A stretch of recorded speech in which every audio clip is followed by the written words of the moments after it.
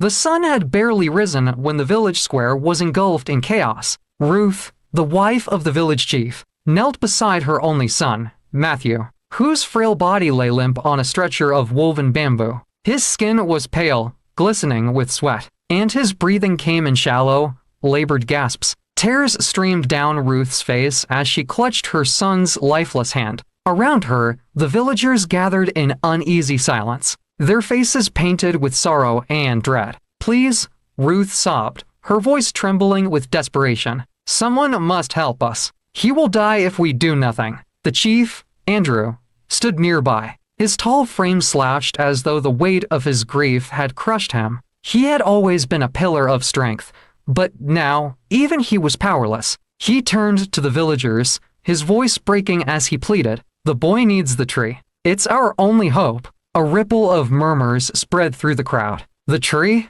someone whispered, as though even mentioning it might summon its mysterious power. "Are you mad?" an elder retorted, his voice sharp. "No one who goes into that forest ever returns. That cursed place claims lives, not heals them. But the tree can heal," Ruth cried, her eyes darting from one villager to the next. "It's been said for generations the talking tree has powers beyond anything we can imagine. Please, someone must go." The villagers shifted uncomfortably, avoiding her gaze. Everyone had heard the stories.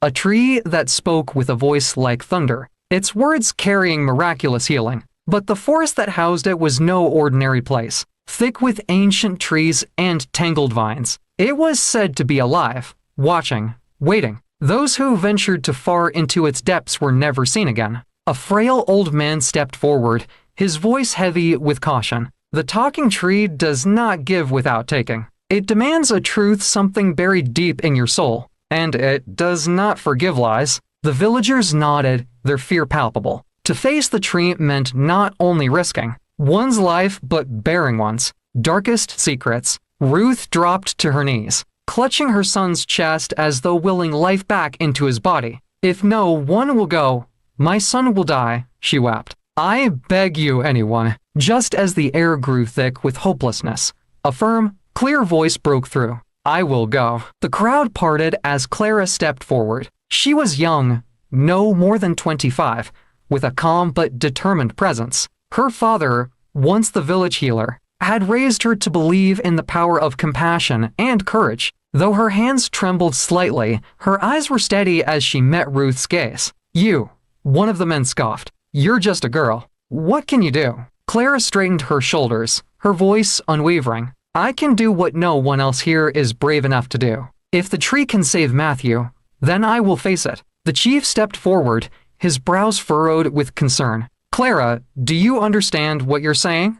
The forest is no place for anyone, let alone someone as young as you." "I understand," Clara replied, her tone resolute. "But I cannot stand by and watch a boy die when there is a chance to save him." Andrew looked at her for a long moment, then nodded, his expression a mixture of gratitude and sorrow. "If anyone can do this, it's you." Clara turned to Ruth, who clutched her hands as though they were a lifeline. "Please, Clara," Ruth whispered, her voice barely audible. "Save my son. I will do everything I can," Clara promised. Without another word, Clara wrapped herself in her father's old cloak and strapped a small satchel of herbs to her waist. The crowd watched in silence as she walked to the edge of the forest. The boundary was marked by towering trees, with branches so thick they blocked out the sunlight, casting the entrance in shadow. As Clara stepped into the forest, the villagers began to murmur prayers under their breath.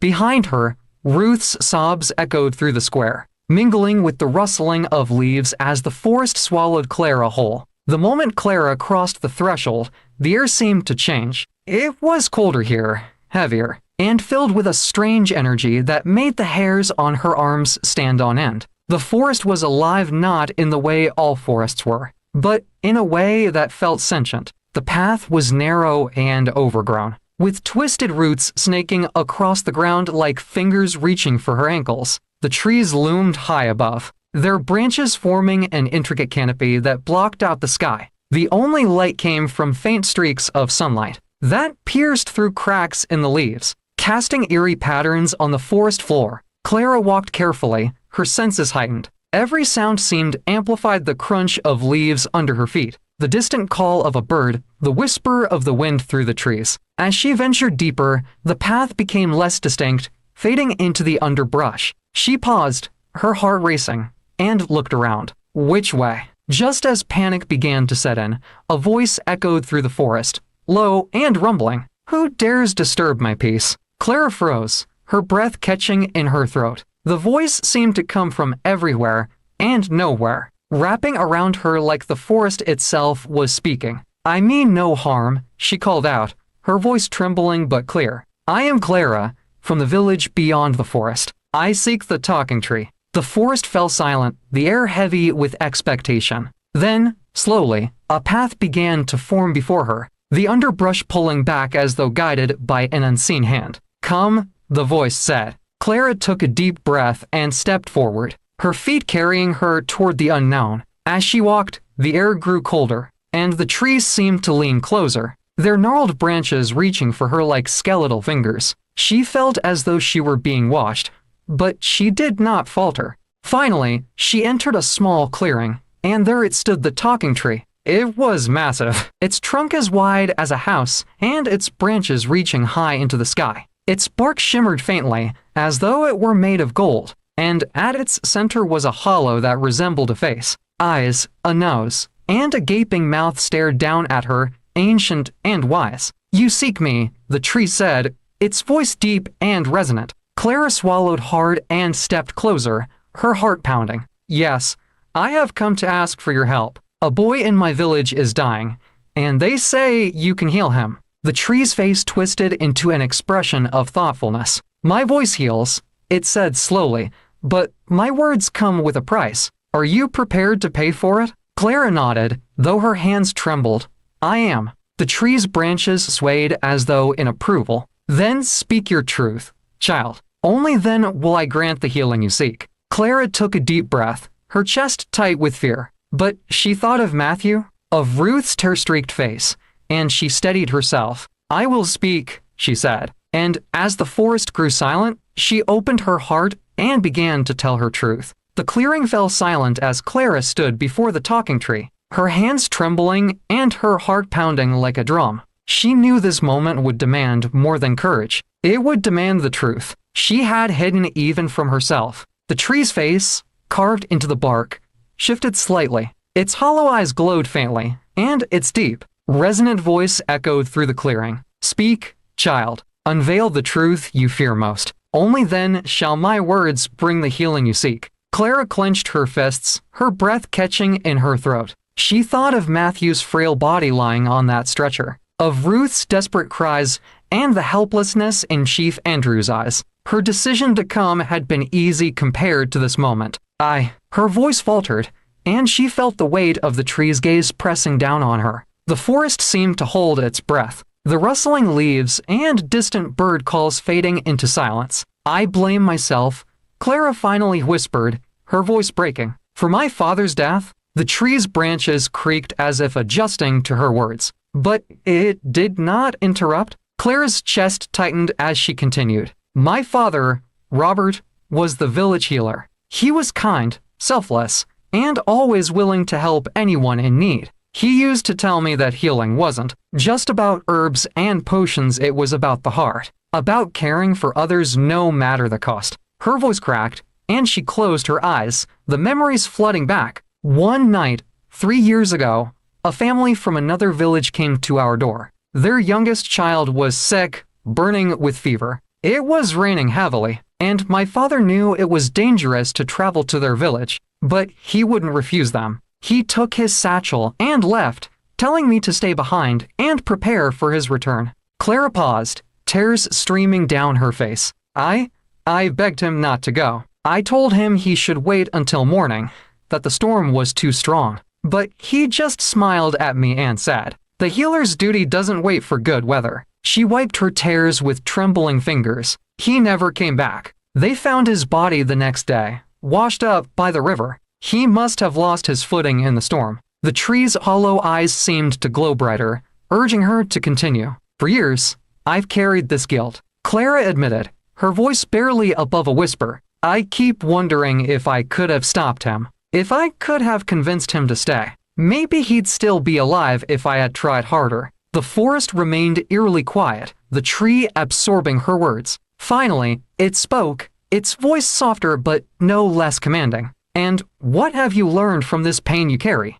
Clara blinked, caught off guard by the question. She had spent so long trapped in her guilt that she had never considered what it had taught her. I've learned. She began hesitantly, then steadied herself. I've learned that love and sacrifice are inseparable. My father didn't leave that night because he didn't care about himself or me. He left because he couldn't bear to let someone else suffer when he had the power to help. His life was a lesson in compassion, even if it cost him everything. The tree's face seemed to soften, its branches swaying gently. You have spoken your truth, child. Your burden is not one of guilt, but of love misunderstood. Let this lesson guide you, and know that your father's spirit walks with you still. Before Clara could respond, the tree's hollow mouth began to hum, emitting a low, melodic sound that grew louder and richer with each passing moment. The air around her shimmered with golden light, and she felt an overwhelming warmth envelop her, as though the forest itself was embracing her. The light gathered into a single beam that shot up through the canopy and disappeared into the sky. Clara fell to her knees, overcome by the sensation, tears flowing freely as she felt her guilt lifting, replaced by a profound sense of peace. The tree's voice, now softer, spoke again. The boy will live. My healing words have been carried to him.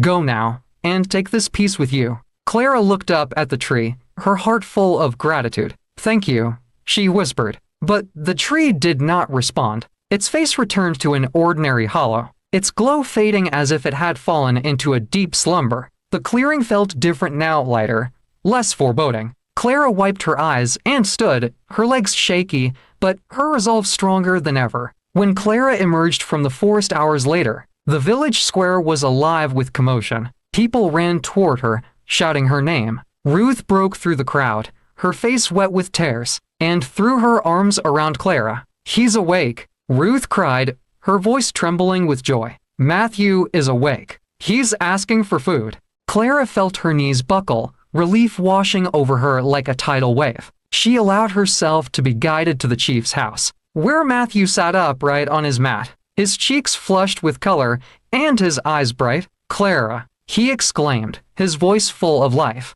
They said you went into the forest for me. Thank you. Clara knelt beside him, her heart full of gratitude. You're going to be fine now, Matthew. Just rest and let your mother take care of you. The villagers surrounded her, their faces a mixture of awe and disbelief. Chief Andrew placed a hand on her shoulder, his voice heavy with emotion. You've done what none of us could. Clara, you've brought hope back to this village. But Clara shook her head, her voice firm. It wasn't me. It was the tree and the truth it demands. Healing doesn't come without sacrifice. Her words lingered in the air, a reminder that the talking tree's gift was as much a burden as it was a blessing. As the villagers celebrated Matthew's recovery, Clara slipped away to her small home, where she sat quietly, reflecting on the journey she had undertaken. For the first time in years, she felt her father's presence, not as a shadow of guilt,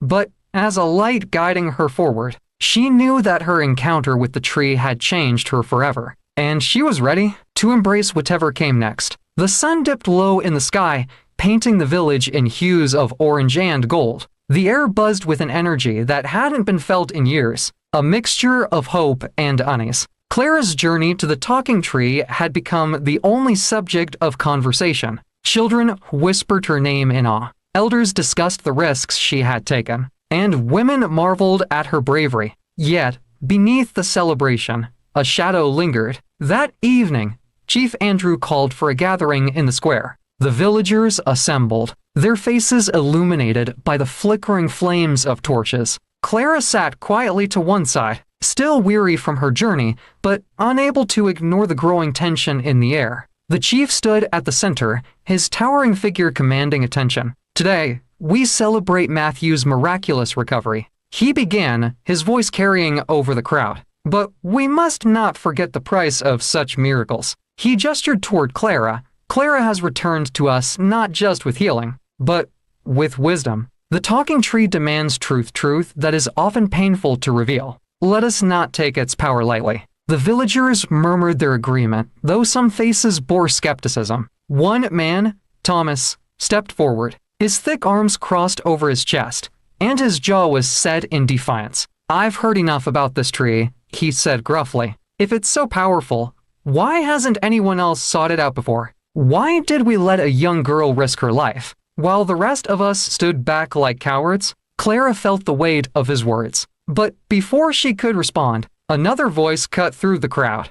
Because none of us wanted to face the truth, said Martha, a woman known for her sharp tongue but kind heart. She stepped forward, her gaze fixed on Thomas. You think the tree is just sitting there, waiting to hand out miracles. It makes you confront what you've buried deep inside the parts of yourself. You'd rather keep hidden. Not everyone is ready for that. Thomas glared at her but said nothing, his silence an admission. Clara stood, her voice steady despite the tension. The tree doesn't demand truth to punish us. It asks for truth to heal not just the body, but the soul. My journey wasn't just for Matthew. It was for me too. And if I could face my truth, so can any of you? The crowd fell silent, her words hanging in the air like a challenge. Clara returned to her small home, exhaustion pressing down on her. She had hoped the night would bring peace, but her thoughts swirled with questions. Was the tree's gift a blessing or a curse?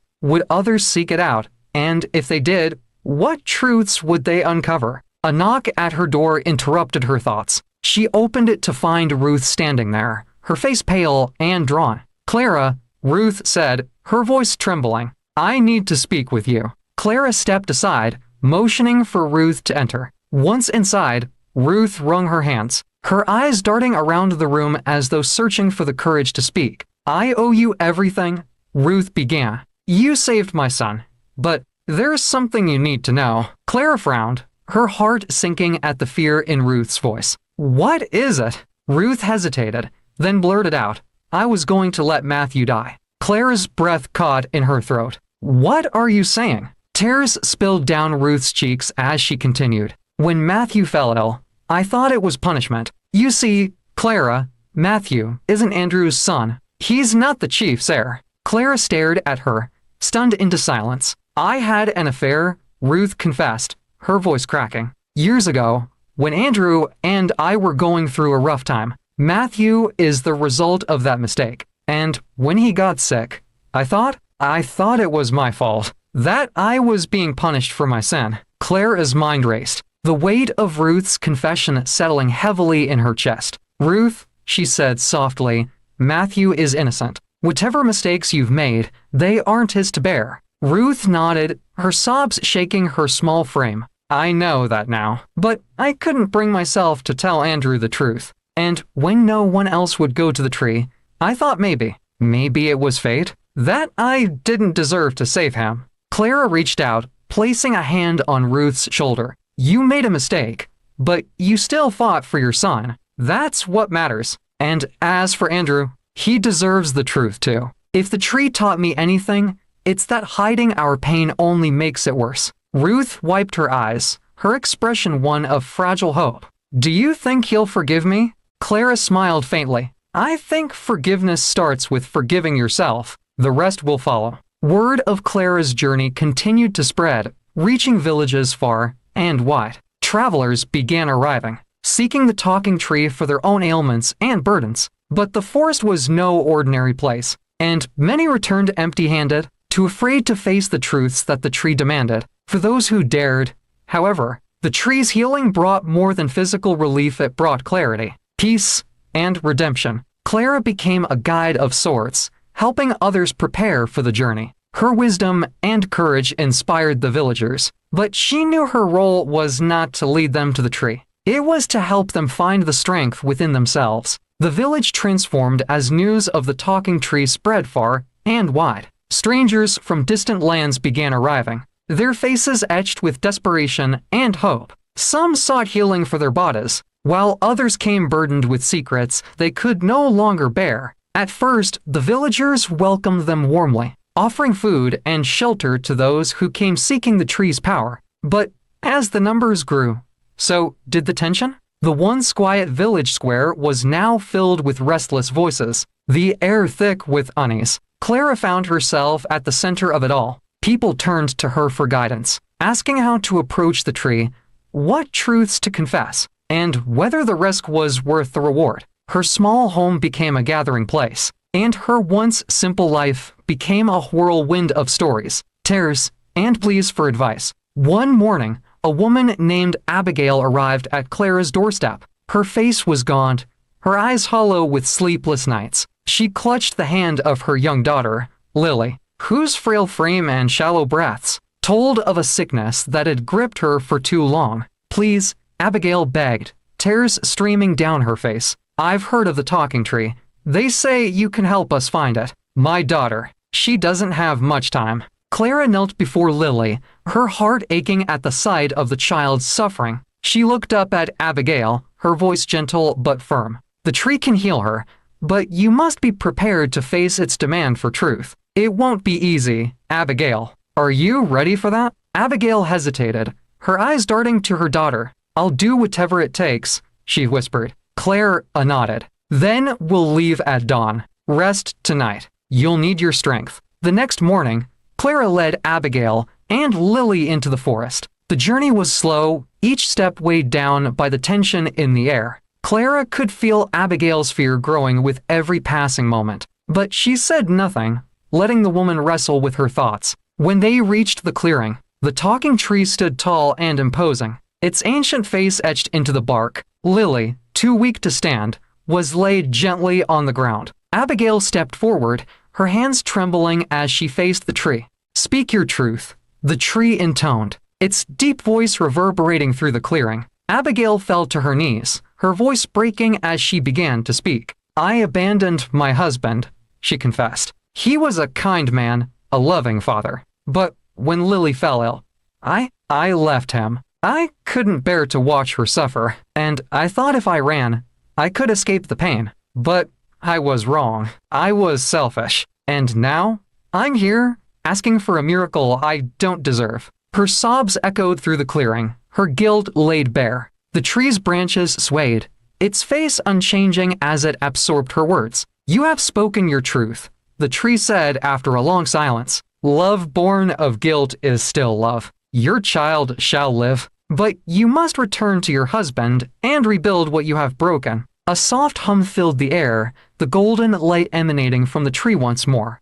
It wrapped around Lily, who gasped and sat up, her cheeks flushed with life. Abigail cried out in relief, clutching her daughter to her chest. Clara watched, her heart swelling with both joy and sorrow. The tree's gift was powerful, but it always came with a cost. When Abigail and Lily returned to the village, the news of their healing spread quickly. Some celebrated the tree's power, while others whispered of its dangers. "What if the tree demands something we cannot give?" One man asked, "What if it turns us away?" Another added. The fear began to fester, dividing the village into those who believed in the tree's wisdom, and those who saw it as a force too great to trust. Clara found herself caught in the middle, her role as a guide now fraught with uncertainty. One evening, Chief Andrew called a meeting in the square. The villagers gathered, their faces tense as they awaited his words. "We cannot ignore the changes this tree has brought to our lives," he began.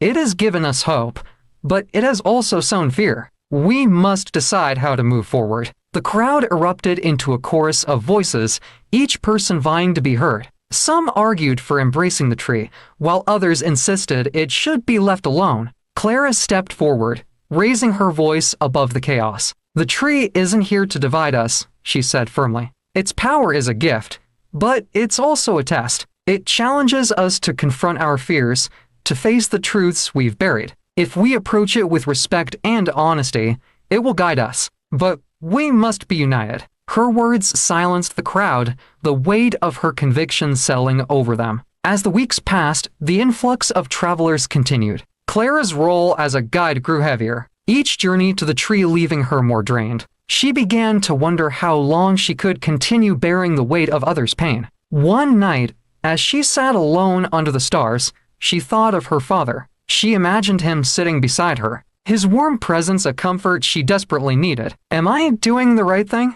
She whispered to the night. Or am I just chasing something I'll never understand? The forest seemed to answer with its gentle rustling, a reminder that she was not alone. The moon hung high in the sky, casting a pale light over the village. Clara lay awake in her bed, her thoughts restless despite the stillness of the night. Her days had become a whirlwind of guiding strangers, calming fears, and navigating the mounting tension in the village. But it wasn't just the weight of her role that kept her awake. It was the growing emptiness inside her. She missed the quiet simplicity of her life before the tree. She missed her father's voice, the way he could make the world seem less daunting with a few kind words. And though she tried to ignore it, she missed her childhood friend, Peter, the boy who had once promised to protect her from everything, only to disappear when she needed him most. The next morning, Clara was preparing to lead another group into the forest when she heard a commotion in the village square. A crowd had gathered,